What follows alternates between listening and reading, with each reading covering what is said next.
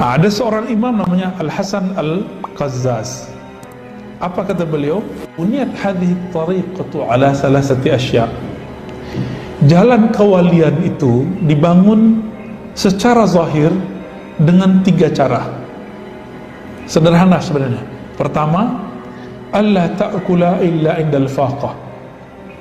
Engkau tidak makan kecuali ketika lapar. Kenapa? Dalilnya dalam hadis yang hasan riwayat Imam Ibnu Majah. Apa kata beliau? Bahwa Nabi SAW bersabda, "Aksarun nas jaw'an yaumal qiyamah, aksaruhum syab'an fid dunya." Orang yang paling lama laparnya nanti di akhirat itu orang yang paling banyak kenyangnya waktu di dunia. Maka Bapak Ibu yang suka makan enak, udah makan enak, tapi sisain ya 3 hari selama setiap bulan puasa, mau nggak? Biar nggak disebut orang yang paling banyak lapar di akhirat. Naikin Senin, Kamis. Kita niat ya, insya Allah semoga bisa mengamalkan itu. Amin ya rabbal alamin. Ya. Ada imam-imam tertentu mengikuti kualitas rohaninya Aisyah, yang mana Nabi melarang perbuatan itu, amal itu kepada beberapa sahabat, tapi dibolehkan untuk istri-istrinya dan sahabat-sahabat tertentu. Apa itu? Puasa setiap hari. Itu amalannya Aisyah. Tapi Nabi larang untuk sahabat tertentu.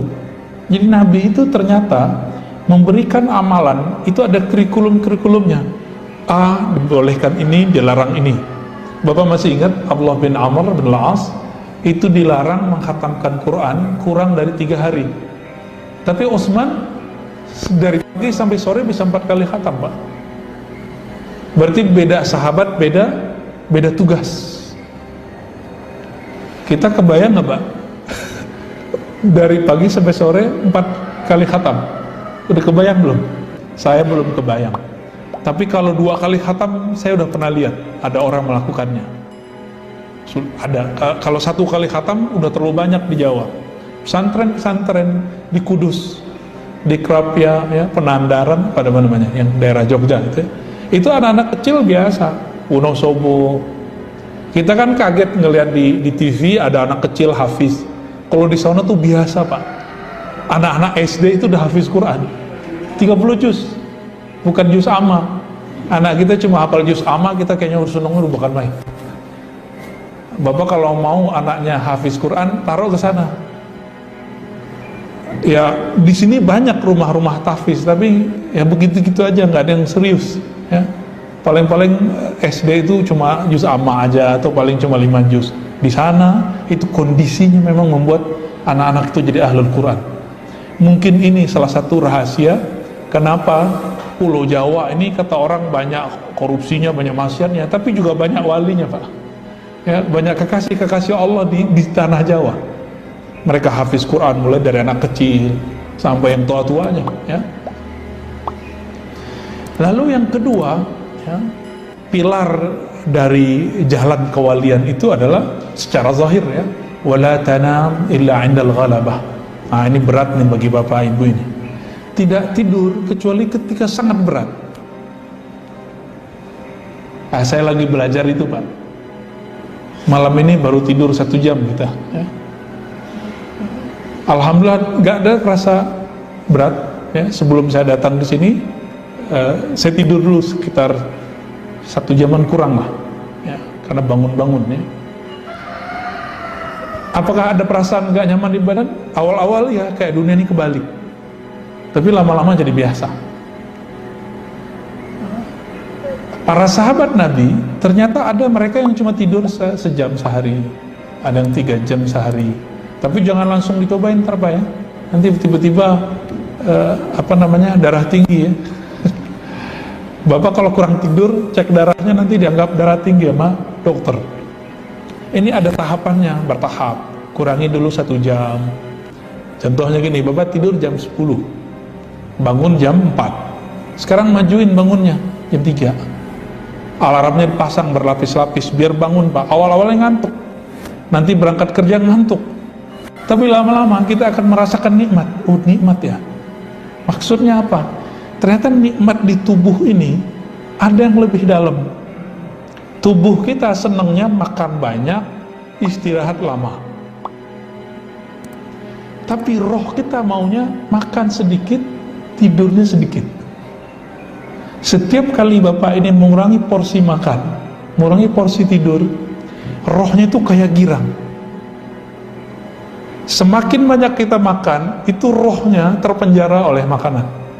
Nah, benarlah kata Nabi, ad-dunya sijnul mu'min. Dunia, nikmat-nikmatnya itu membuat penjara bagi seorang beriman. Nah, ruh kita terpenjara pada situ. Dan yang ketiga, wala tatakallam illa inda darurah. Tidak berbicara kecuali penting. Maka nanti dilihat apa ciri-ciri berbicara penting. Idza a'jabakal kalam faskut. Jika kamu merasa kalammu menarik, diamlah.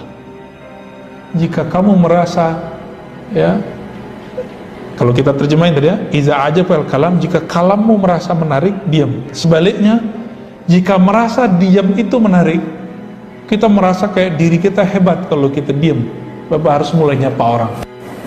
Ini coba cek, ada 2 orang ketemu, tapi tetanggaan baru ketemu. Itu saling nunggu itu Pak, saling nunggu disapa, benar nggak? Ya, pengen duluan disapa. Di saat itu orang ingin mengatakan, kalau gua nih terhormat, menurut dia nih pasti disapa duluan. Di saat ini muncullah kalimat ini, jika engkau merasa diammu itu berwibawa, maka berbicaralah, mulailah salam. Ya. Ada yang kita sering lupa, Bapak Saudara makan Allah, kata salam. Kenapa kata assalamualaikum itu bagi Nabi itu adalah pintu pembuka cinta kasih kepada manusia. Afsus salam bainakum. Ya. Tebarkan salam di antara kamu. Kenapa? Karena kata assalam itu artinya beda dengan salam bahasa Indonesia. Kalau terjemahan assalamualaikum apa Pak? Selamat atas kamu, benar gak? Ya. Tapi ternyata kalau kita buka, saya buka ada 4 kitab Asmaul Husna, Imam Ghazali, Imam Zarruq, Imam Kusyairi, lalu ada beberapa penulis belakangan, itu nggak ada yang mengartikan selamat. Tapi kata assalam artinya terlepas dari aib dan keburukan dan kemudaratan, masuk ke situ. Jadi kalau ketika mengatakan assalamualaikum, semoga kalian terlepas dari keburukan, aib dan kemudaratan, gitu artinya. Aib itu bisa zahir, bisa batin. Maka include di situ keselamatan. Cuma terjemahannya kok cuma keselamatan atau salam damai kan gitu ya. Nah, ini terlalu sempit maknanya. Dan dianjurkan seorang muslim ketika ba'da salat dia membaca Allahumma antas salam wa minkas salam tabarakta ya dzal jalali wal ikram. Ulama kita melihat kalimat ini bisa dijadikan untuk doa, maka mereka tambahkan doa di antara kalimat ini. Itu boleh dipakai. Gimana bacanya? Allahumma antas salam wa minkas salam wa ilaika, gitu ya. Ya udus salam fahayyina. Hidupkan kami dalam keselamatan, masukkan kami ke negeri surga yang penuh